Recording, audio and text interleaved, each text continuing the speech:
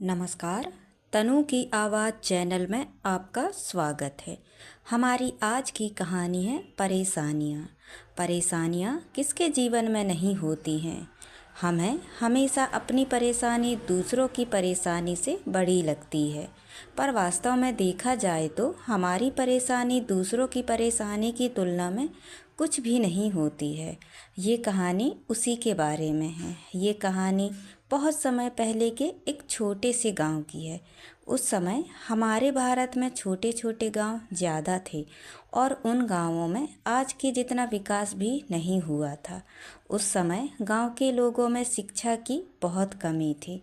अच्छा शिक्षा ना मिलने के कारण लोगों में अज्ञानता का प्रमाण बहुत ज़्यादा था।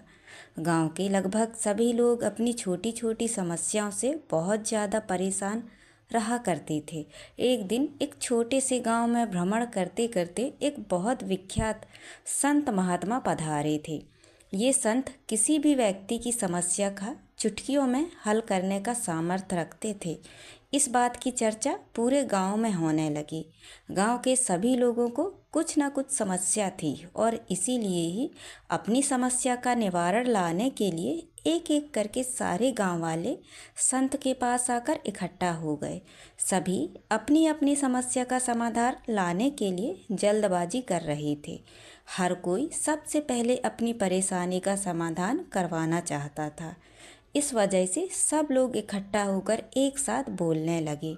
गांव के लोगों का इतना शोर देखकर संत को गुस्सा आने लगा और संत ने ऊंची आवाज़ में सबको चुप रहने के लिए कहा। जब गांव के लोग शांत हो गए तो संत ने सबसे कहा कि इस तरह ना मुझे किसी की समस्या समझ में आएगी और ना ही किसी की समस्या का समाधान हो पाएगा। मैं जैसा बोलता हूँ वैसा करूँ तो मैं सबकी समस्या का समाधान कर दूंगा। संत की बात सुनकर सारे गांव वाले खुश हो गए।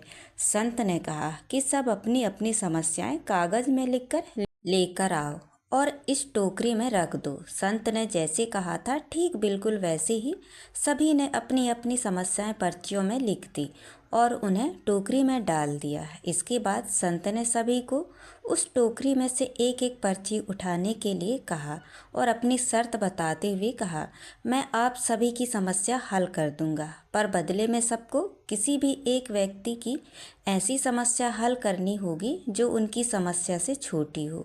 गांव के सभी लोगों ने टोकरी में से एक एक पर्ची उठाई और उनमें लिखी समस्या पढ़ने लगे।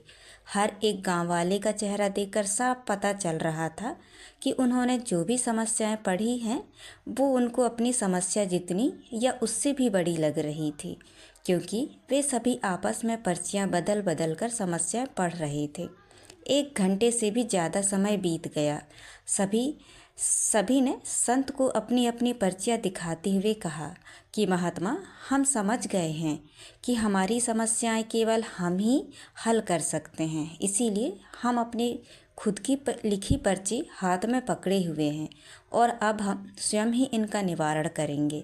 परेशानियां किसके जीवन में नहीं होती हैं।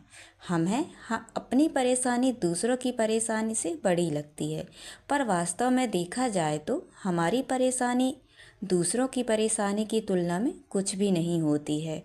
रोने से कुछ नहीं होता है। हमें रोने के बदले समस्याओं का डटकर सामना करना चाहिए। तो दोस्तों, ये कहानी आपको कैसी लगी? लाइक और कमेंट करके ज़रूर बताएं और चैनल को सब्सक्राइब करना ना भूलें। तो मिलते हैं अगली कहानी में। धन्यवाद।